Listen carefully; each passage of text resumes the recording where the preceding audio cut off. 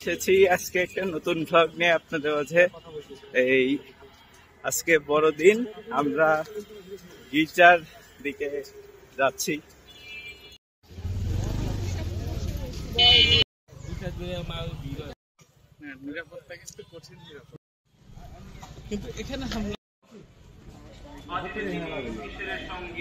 আমরা চলে এসেছি এখন গির্জাতে, এখন প্রার্থনা চলতেছে।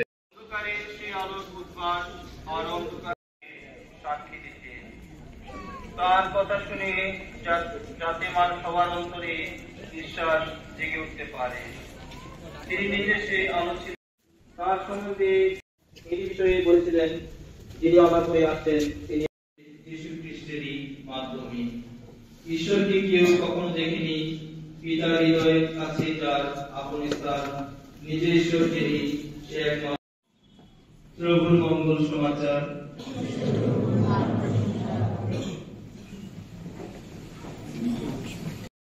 আদি পিতামাতার পাপের কারণে ঈশ্বরের সাথে মানুষের যে সম্পর্ক ছিন্ন হয়েছিল, সেই সম্পর্ক পুনরায় স্থাপন করতে কিছুই হয় না।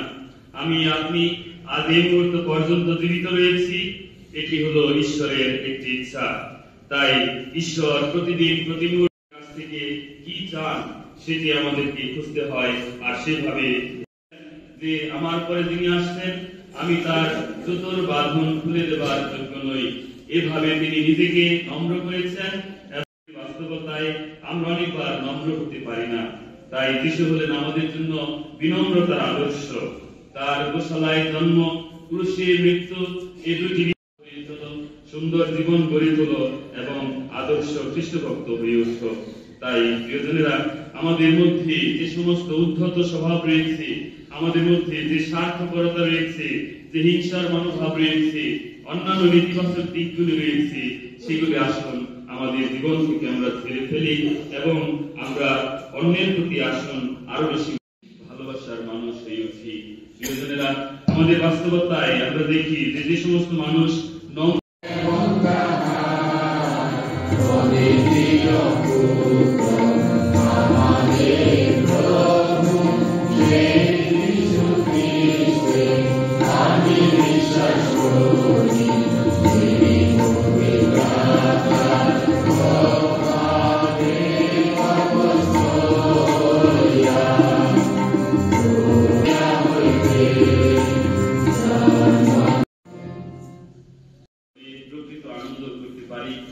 তার অনুগ্রহ ভাজন হয়ে উঠতে পারি।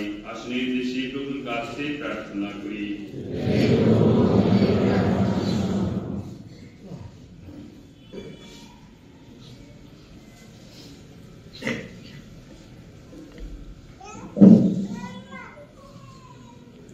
মণ্ডলীর সকল খ্রিস্ট ভক্তের জন্য প্রার্থনা করি, যেন তারা বড়দিনের আনন্দ ও মুক্তি সবার কাছে ঘোষণা করতে পারে। আসুন আমরা এই উদ্দেশ্যে প্রভুর নিকট প্রার্থনা করি। ধর্মীয় ও রাষ্ট্রীয় সকল নেতাদের জন্য প্রার্থনা করি, যেন তারা প্রেম, শান্তি ও ন্যায়ের রাজ্য স্থাপন করার কাজে অনুপ্রেরণা দানে কখনো বিরত না থাকেন। আসুন আমরা এই উদ্দেশ্যে প্রভুর কাছে প্রার্থনা করি।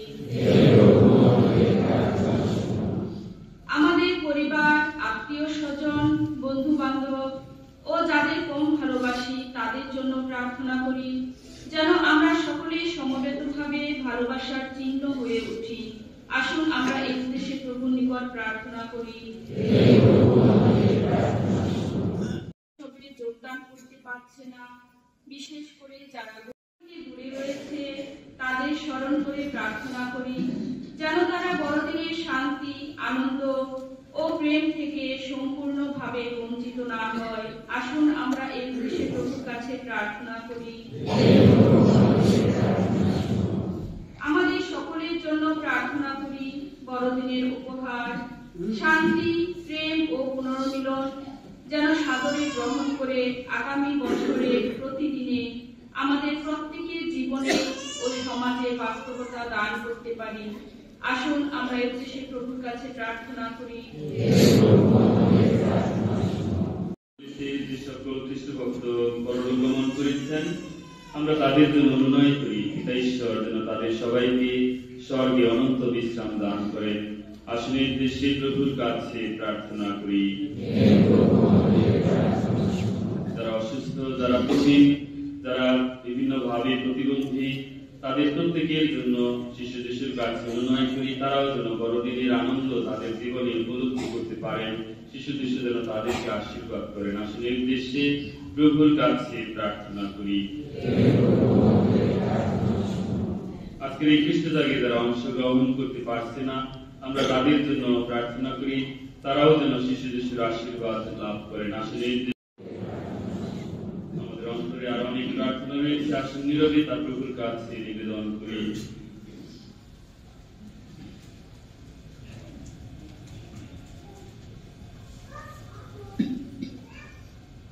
বছর পরে মানুষের ঘরে ঘরে আবার এসেছে একটি বছরের মাটিতে অশান্তি ভরে আবার একটি বছর পরে মানুষের ঘরে ঘরে আবার এসেছে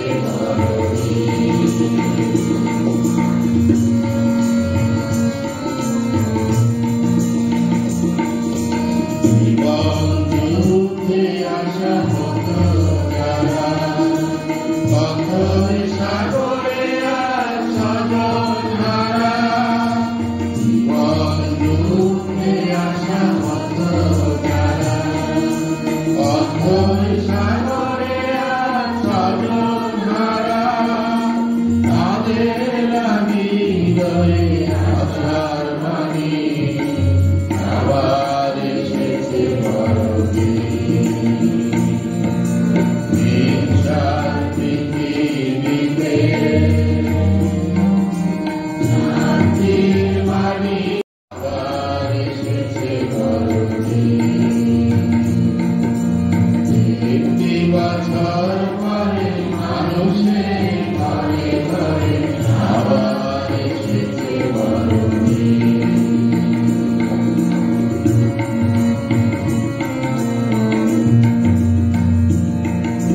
খরা কালো করে তবু আমার দিলের সাজিতে আর মুক্তি সবার। খরা কালো করে তবু আমার মৃত্যু সকলের কথাও স্মরণে রেখো, তোমার মুখমণ্ডলী বিভায় তাদের স্থান দিও। অনুনয় করি আমাদের সকলের প্রতি সদয় হও, যেন ঈশ্বর জননী ধন্যা কুমারী মারিয়া, তাঁর স্বামী ধন্য যোসেফ, ধন্যকারী শিষ্যগণ এবং যুগে যুগে তোমার প্রীতিভাজন সকল সাধুসাধ্যের সঙ্গে আমরাও শাশ্বতী জীবনের সহভাগী হওয়ার যোগ্য হয়ে উঠি এবং তোমার প্রশংসা ও মহিমা কীর্তন করতে পারি তোমার পুত্র যীশু খ্রিস্টেরই দ্বারা।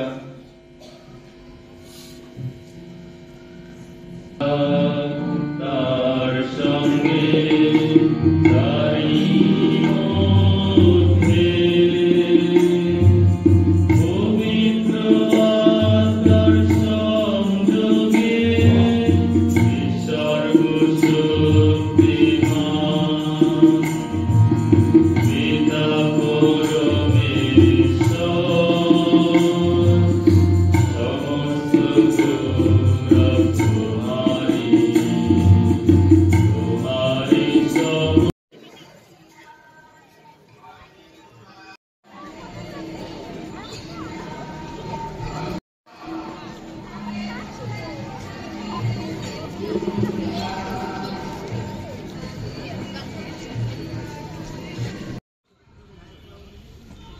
আমরা এখন চলে যাচ্ছি।